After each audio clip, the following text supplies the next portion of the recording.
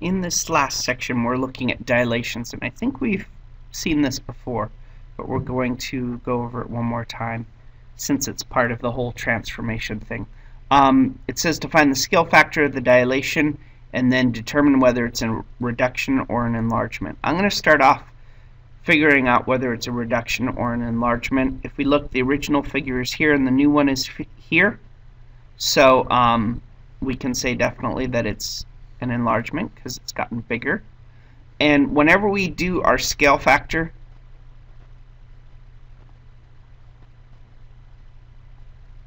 or as I label it, SF,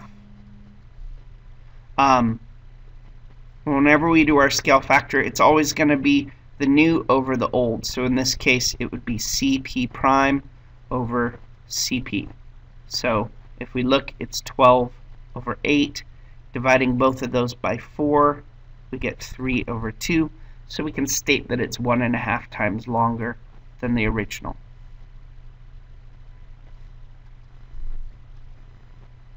So it's 12 over 8, which is 3 over 2, and it's an enlargement.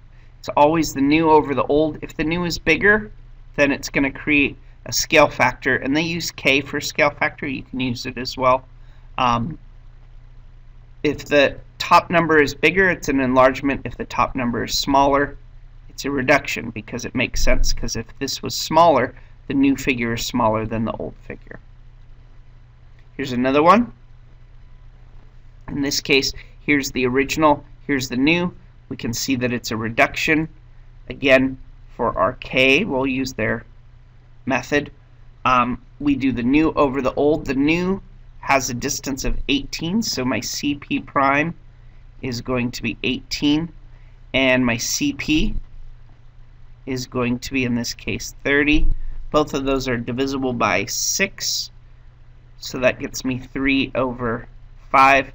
We can see that this is a reduction also because it's less than 1. In the last example, the number was greater than 1. If we have a scale factor of 1, then that creates congruent figures. Alright, here's another one where we're going to actually draw or construct a dilation, and I'm just going to lead you through the whole process as done in the slides.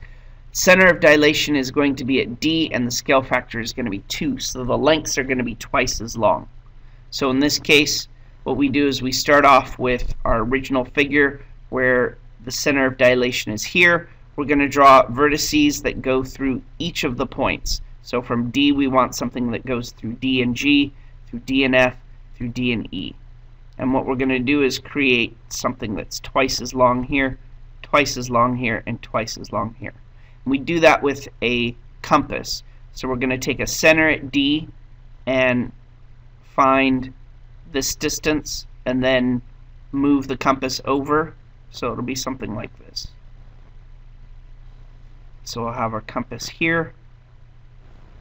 And what we'll do is we'll figure out what that distance is and make not a mark like that, but maybe a mark like this. Nope, they don't want us to do anything other than that. Okay, so you'd make a small mark there, and then you'd move it over, and you'd make another small mark, except you wouldn't make a full circle like it is here, but you'd make a small mark, and I'll show you what that looks like. So we're going to open up the compass so that this length is twice as long, this length is twice as long. So this is DF, this is also the length DF. So that gives us our F prime, and similarly DG and G prime are going to be congruent, so then we just connect the dots here, and that gives us our new figure. Alright, here's another one where they don't give us a picture, but remember it's new over old. The new is smaller than the old, so therefore it's going to be a reduction, and because K is CP prime over CP, it's going to be 3 over 12, or 1/4. Okay? So again, K equals 1/4, and it's a reduction. And we want to draw and label RST and do a scale factor of 3. Again, I'll show you kind of what that looks like. Well, here's the original figure what you'd do is you'd measure out RS, and then you'd measure it again, and that would give us twice as big, and then you'd measure it out one more time, and you'd get 3 times as big. And we'd do the same thing over here. We'd measure out the distance between R and T, then double it by moving the compass over, then move the compass over one more time to get 3 times as big. Okay? And we're done. Thanks.